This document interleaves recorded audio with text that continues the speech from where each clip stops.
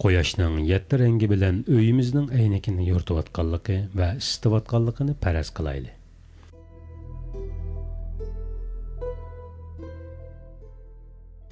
Agar aynakni yoritgan narsaning quyosh ekanligini inkor qilsak, nimani qabul qilishga majbur bo'lamiz?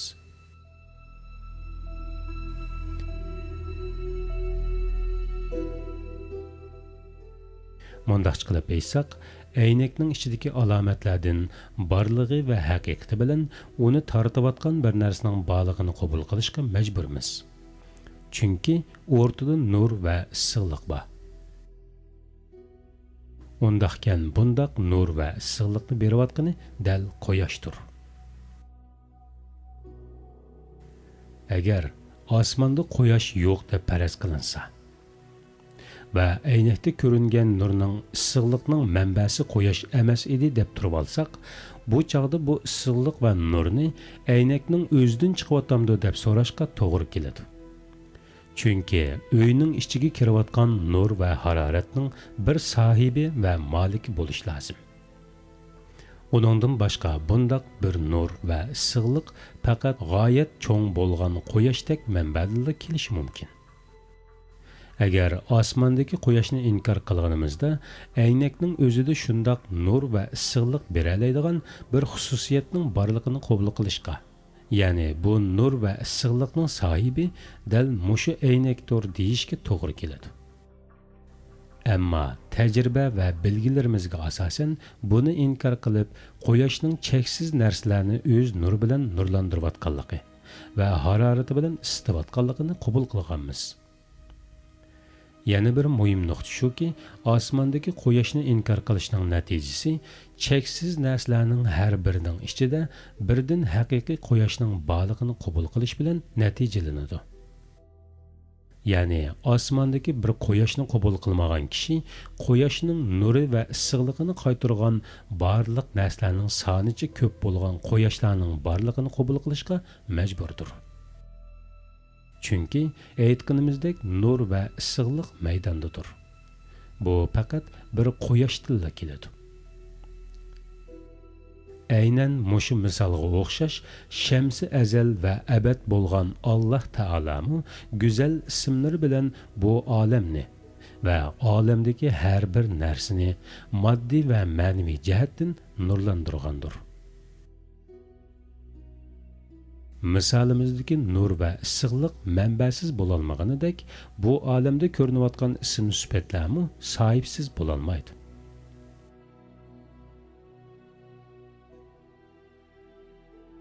Chunki yo'q narsaning ismi bo'lmaydi. Sifatmi sifat egisiz bo'lolmaydi. Ya'ni bir ism bor bo'lsa, shu ism bilan ismlangan bir zot mutlaq bor bo'lmay qolmaydi. Va bir sifat bor bo'lsa, cho'qim shu sifatning bir sohibi bo'lishi lozim.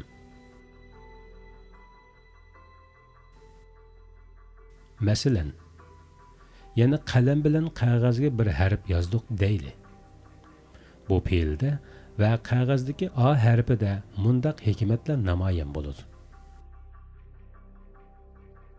Birinchi, qog'ozdagi A harfi yo'qdan bor qilindi. Chunki u qog'ozda bir oz ilgari A harfi yo'q edi. Hozir bor bo'ldi. Bir şeyning yo'qlikdan borlikka chiqishi, ya'ni uning yo'qdan bor qilinishi uchun uning yozuvchisi, qilg'uvchisi bo'lgan katib iroda sohibi bo'lish kerak. Yozuvchi katib bir iroda sohibi bo'lgandala, ondan uni yo'qdan bor qila oladi. Iroda va ixtiyor qila olmaydigan bir narsaning qog'ozdagi A harfini yozishi va yoza olishi mumkin emas. U holda A harfining yo'qdan ijod qilinishi iroda sohibi bo'lgan bir yozuvchini talab qiladi. Ikkinchi, qog'oz yuzidagi A harfi mundaqli tatib qo'yilgan bir siziq emas, balki ma'nosi bo'lgan saltanatlik bir siziqdir. U holda uning san'atkori va yozuvchisi bo'lgan zotda ilm sifati bo'lishi lozim. Ya'ni olim, ilm egisi bo'lish lozim. Ilmi bo'lmagan va savossiz bo'lgan birisining bir ma'noni ifodalaydigan A harfini yezib chiqa olishi mumkin emasdir. U holda A harfining yo'qdan ijod qilinishi ilm egisi bo'lgan birisini lozim qiladi. 3. Uningdan sirt bu yozuvchi qudrat egisi bo'lish lozim. Irodasi va ilmi bo'lib, qudrati va quvvati bo'lmasa, ya'ni palachga o'xshash qo'lni harakatlantirolmaydigan ojiz bo'lsa, yanada A harfini yoza olmaydi. Şoňa A harfi öz barlygy bilen uning yozg'uchisining uni yozaligida qudrati va qudrat sohibi bo'lgan birisi ekanligini ko'rsatadi. 4. Bo'libmi, u yozg'uchi bir hayot sohibi bo'lish lozim. Chunki hayoti bo'lmaganning ilmi, irodasi va qudrati bo'lishi mumkin emas. Hayatı bo'lmagan jonsiz bir toshning yeniga qalam va qog'ozni qo'yib, ularga million yillarcha chiqilmasak, qog'ozda bir A harfini ko'rolmaysiz. Demak, A harfi o'z borligi bilan yozuvchisining hayot egisi ekanligini ko'rsatib beradi. Bundaq misollarni va A harfining o'z yozuvchisidagi sifatlarni ko'rsatadigan dalillarni yana ko'plab bayon qilg'ili bo'ladi. Hamdiki navbatda A harfiga bir katib izlayli.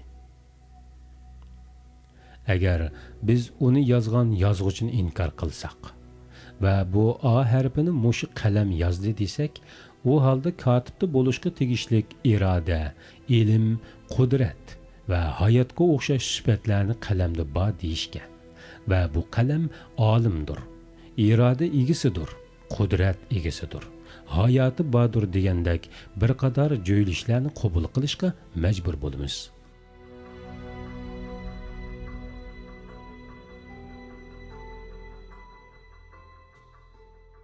Chunki ko'rinayotgan ism va sifatlar bordir. Ism musammasiz, ya'ni mavjudsiz bo'lolmaydi. Sifatmi mavsufsiz, ya'ni sohibsiz bo'lolmaydi. Bu sababdan harfning yozg'uchisini kim deb qabul qilsak, yozg'uchida bo'lishi lozim bo'lgan ilm, iroda, qudrat va hayotga o'xshash sifatlarning uningda borligini qabul qilishga majburmiz. Aynan shuningdek, koinotmi bir harfdir yoki bir kitobdir. Allah Taolani uning yozg'uchisi deb qabul qilmasak, bu kitobda ko'rinayotgan barliq ism va sifatlarni atomlarga, sabablarga, tasodifiyliklarga va tabiat degandek narsalarga berishimiz lozim. Bu ularni ilohlik darajasiga chiqarish deganlikdir. Bir Allah'ni aqliga sig'dira olmaganligi uchun uni qabul qilmagan kishi zarralar va atomlarning sonichi ko'p ilohlarni qabul qilishga majbur bo'ladi. Endi xohlasangiz bu masalani bir misol bilan izohlab tushunishga tirishaylik.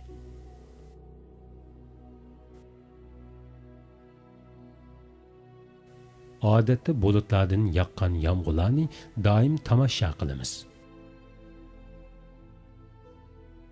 Acaba o'ylab baxtdiqmi? Yomg'irning paydo bo'lishi uchun uning foilida, ya'ni qilg'uvchisida qanday sifatlar bo'lishi lozim? Tövəndə bu hadisədə görünən ism və sifatlarga bir nəzər salaylı.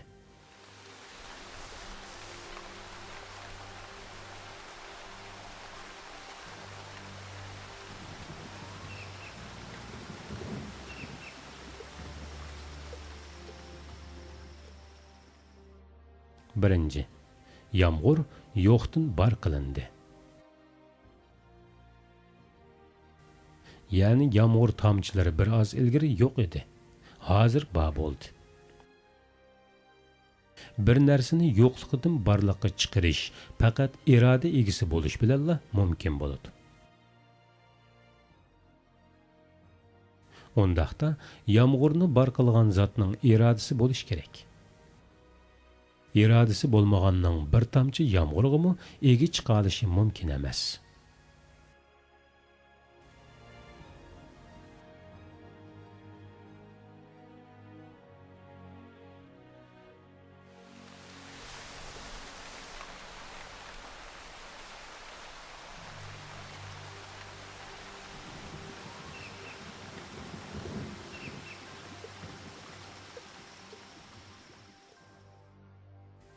İkinci, yağmur suyunun molekülüsü iki hidrogen ve bir oksigendan tüzülgendir. İki hidrogen ve bir oksigenni bir yerga keltirib, yağmur tamchilarini paydo qilish bo'lsa, faqat cheksiz ilm sahibi bo'lish bilan mumkin bo'ladi.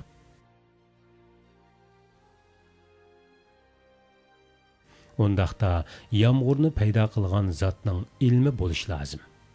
İlmi bo'lmagan birisining bir tomchi yomg'irg'imi egi chiqalishi mumkin emas.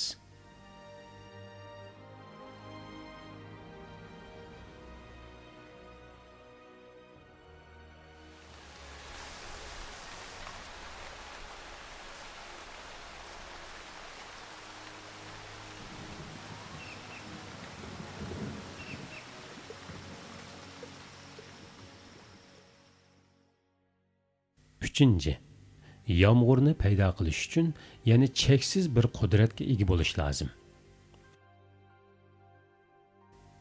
Chunki ko'ygichi va ko'ydirgichi ikki moddani birlashtirib, o'tning o'rniga suvni barpo qilish faqat cheksiz qudratga ega bo'lgandila mumkin bo'ladi.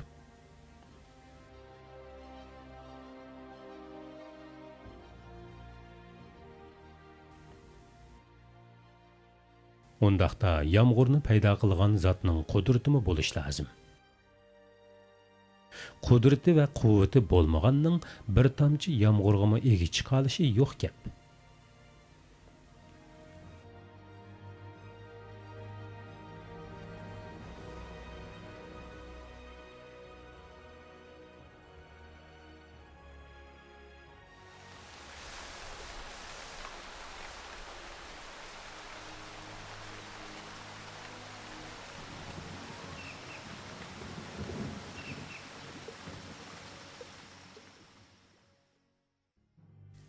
Dördüncü, yağmur tamchilarini bir-biriga qo'shib etmasdan yağdırış va yağmurga sanab tugatkisiz ko'p manfaatlarni o'rnatish uchun hikmat egisi bo'lish lozim.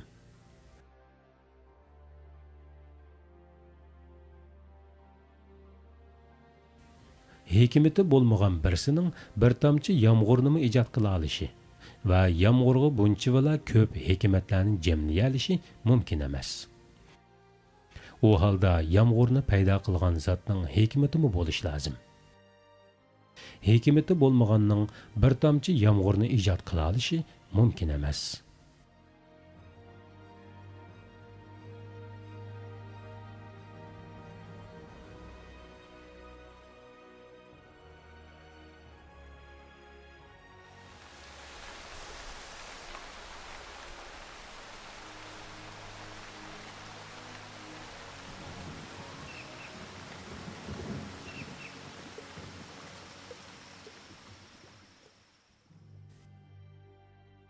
Beşinci, yağmur yaratılganda şəxsi yaratılmagan, belki zimindeki barlıq nəslər bilan alaqadar qılıb yaratılgandır. Məsələn, yağmurni insanlar və hayvanlar içidir. Tupraq onun bilan canlanıdı. Ösümliklər və dərəxtlər onun bilan hayatlanıdı.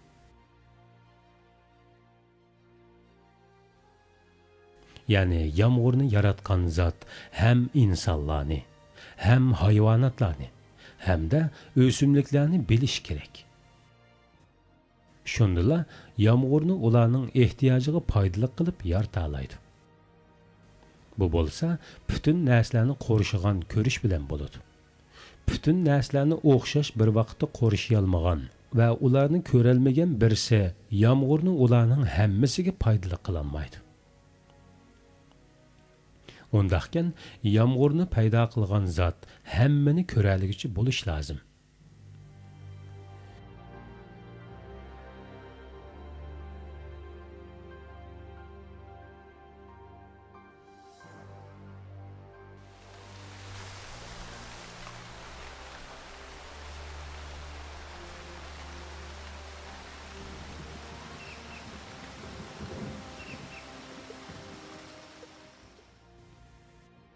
6. Yağmurni yer yüzüdeki ahalilerge əvətiş bolsa, çeksiz bir rahmetning neticesidir. Yer yüzüdeki ahaliga iş çağırtmagan ve rahim şefqati bolmagan birisining yağmurni yaratishi mumkin emasdir. O halda yağmurni paydo qilgan zot rahimlik bo'lish lozim. Rahimlik bo'lmagan birisining bir tomchi yağmurga ega chiqa olishi mumkin emas.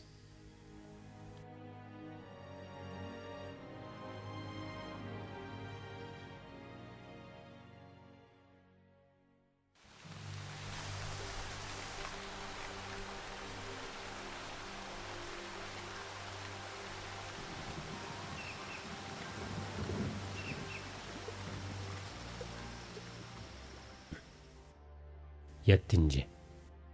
Yuqorida zikr qilingan sifatlarga ega bo'lish uchun eng avval hayot egasi bo'lish lozim. Chunki hayoti bo'lmaganning irodasi, ilmi, qudrati va boshqa sifatlar bo'lmaydi.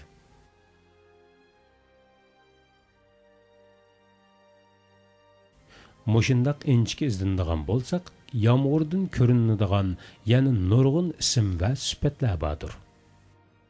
Amma aql egisiga yuqorqilar yetadigandek misollarni mushunchalik alayli.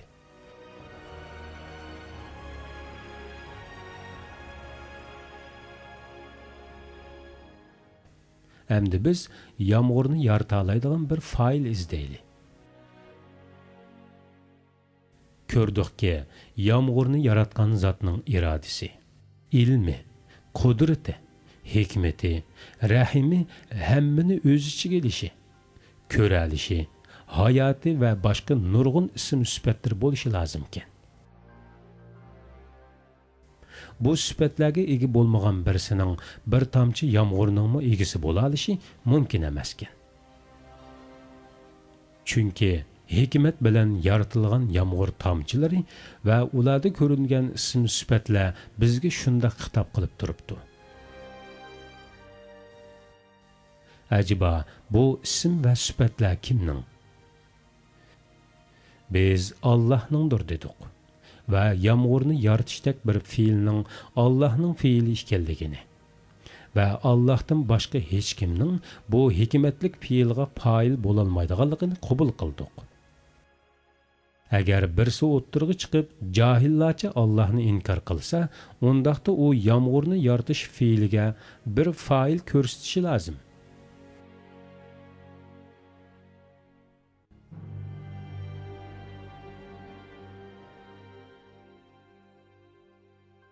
Çünkü fiil vardır ve fiiller failsiz bo'lolmas. O kishi yana ko'rsatgan failining mazkur sifatlarga ega bo'lishini qabul qilishi lozim. Chunki bu ism sifatlarga ega bo'lolmagan birisining yağmurni yog'dirish fiiliga ega chiqa olishi va yolg'iz bir tomchi yağmurni ijod qila olishi mumkin emasdir. Undaqda ikkili yo'l bor. Ya Allah'ni qabul qilib, yağmurni yaratish fiilini Allah'ga berimiz. Ve Allah'ni bu hadisede ko'ringan ism sifatlarning egisi deb tanıymiz. Yoki bo'lmasa, bulutning o'zini fail deb tanib, bulutning o'zining yağmurda ko'ringan ism sifatlarga ega ekanligini da'vo qilamiz.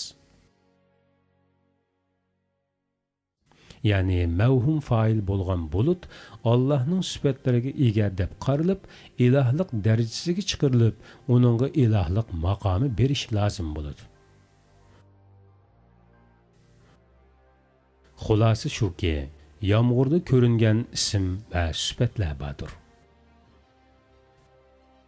Bu ism va sifatlarning sahibsiz bo'lishi mumkin emasdir.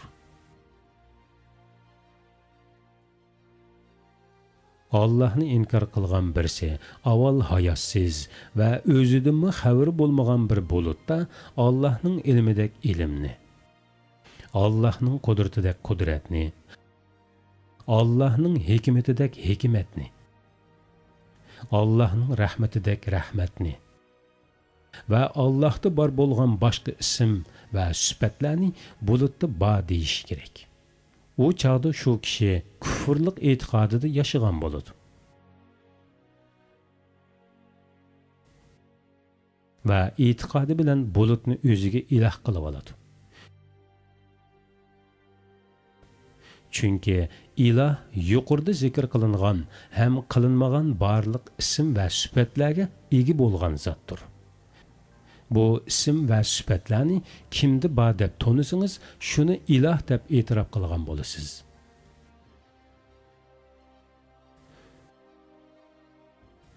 Bumu yuqoridagi misolimizda so'zlangandek, quyoshni inkor qilgan kishi aynakda haqiqiy bir quyoshning borligini qabul qilishga majbur. Chunki bu nurga ega bo'lgan narsa quyosh deyildi.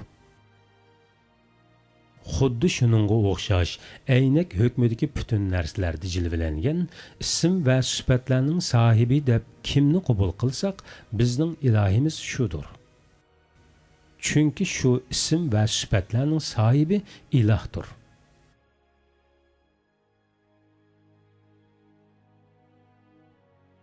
Biz faqat yomg'irga va uningda tajalli qilgan ism sifatlarning qismlariga nazar soldik. Endi koinotga qarang. Uningda tajalli qilgan ism va sifatlarni aqtiring. Ondan shu sifatlarga ega bo'la oladigan bir fa'il va san'atkorni tepishga tirishib beqing. Osmonlarga o'rlang, dengizlarga shung'ung, sahrolarni kezing. Olamda siz qaramagan hech bir bulung puchqaq qolmasin. Acaba koinotda ko'rinayotgan bunchavala ism va sifatlarga sahib bo'la oladigan Allohdan boshqa birisini topa olamdikansiz qani?